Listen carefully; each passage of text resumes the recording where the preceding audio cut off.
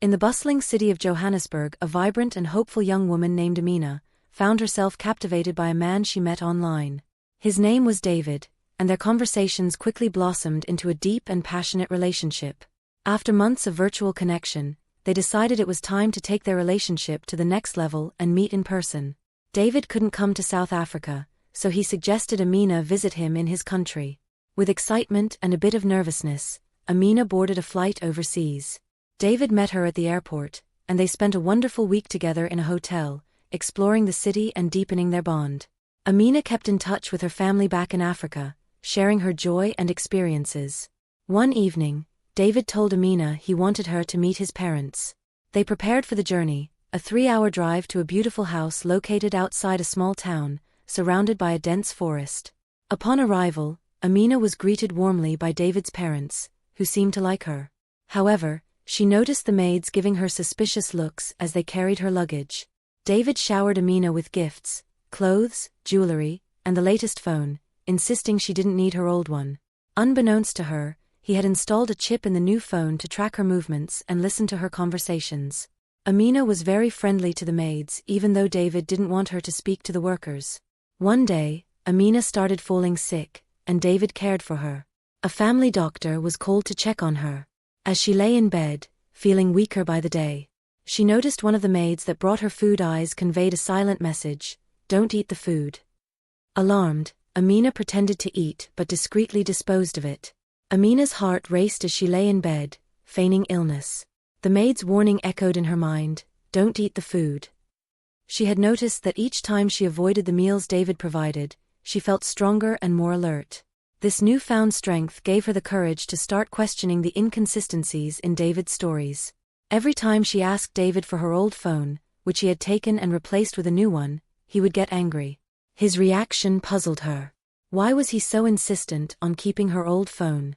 The more she thought about it, the more she realized that David was hiding something. Amina began to observe the behavior of the people around her.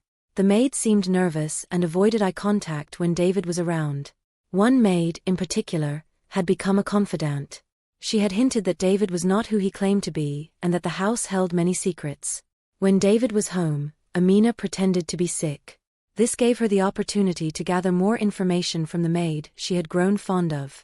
The maid revealed that she was once David's girlfriend and was now trapped in the house, forced to work as a maid. She hoped that one day, one of the women David brought to the house would be clever enough to escape, so she could leave too. Amina gathered information to start planning her escape. She needs to find a safe route out of the forest and possibly gather supplies that will help her survive once she leaves the house. Amina's had to uncover the truth. The house was eerily quiet as she crept through the hallways. Her curiosity was piqued by a locked door she had noticed earlier. Using her survival skills, she managed to pick the lock. The door creaked open, revealing a room filled with stacks of money, women's passports, suitcases, and mobile phones. Amina's blood ran cold as she realized the horrifying truth: she was not the only woman brought to this house. She knew she was in great danger. She knew waiting was a risk to her life, so she was determined to escape. Amina waited for the right moment. The house was in the middle of the forest, making escape difficult and requiring careful planning. Amina knew she had to act quickly. Pretending to be too sick to leave the house when David suggested they go out, she decided to wait until everyone was asleep before slipping out of bed. As the night grew darker, Amina lay still, listening to the sounds of the house. She heard David's footsteps fade as he went to bed. She waited a little longer, ensuring everyone was asleep. Quietly, she slipped out of bed and tiptoed to the maid's quarters. The maid was waiting for her, a look of determination on her face. "We have to move quickly," she whispered. Together, they made their way through the dark corridors of the house, avoiding the creaky floorboards. They reached the back door, and the maid handed Amina a small bag. "This has everything you need to survive in the forest," she said. "Good luck." Amina hugged the maid tightly. "I'll come back for you," she promised. With one last look at the house, Amina stepped into the night, her heart pounding with fear and hope. She knew the journey ahead would be dangerous, but she was determined to escape and expose the truth about David. As she disappeared into the forest, she felt a sense of freedom she hadn't felt in a long time. The real battle had just begun. Amina navigated through the dense trees surrounding the property. Her heart pounded with fear and determination. As she ran, she stumbled upon a few skeletons that were buried shallow, a grim reminder of the fate that awaited her if she didn't succeed. With every step, Amina's resolve grew stronger. She knew she had to survive, not just for herself, but for all the women who had been trapped before her. The forest seemed endless, but she pressed on, driven by the hope of freedom and the will to live. She navigated through the dense trees, her heart pounding with fear and determination. Amina's breath came in ragged gasps as she sprinted through the forest, her feet barely touching the ground. The trees seemed to close in around her, but she pushed forward, driven by the desperate need to escape. Just as her strength began to wane, she spotted a small beautiful cabin nestled among the trees. Relief washed over her, perhaps she had found help. She approached the cabin cautiously, her eyes scanning the surroundings for any signs of danger. The door creaked open, and she stepped inside, hoping to find a friendly face. Instead, her eyes fell upon a series of photographs on the wall. Her heart sank as she recognized the faces in the picture. It was David's parents. But something was off. The photos were staged, the smiles too perfect, the settings too contrived. It dawned on her that these were not David's real parents. They were part of the elaborate facade that had ensnared her. His parents were hired actors, and the entire setup was a facade. Amina's sense of relief quickly turned to dread. Staying overnight in the cabin was not an option, it was just another trap. She turned and fled, her legs burning with exhaustion but her mind fueled by the urgency to survive. The forest seemed endless, but she knew she couldn't stop. She had to keep running, keep fighting, until she found true safety. After hours of walking, she stumbled across a narrow hidden path that seemed less traveled.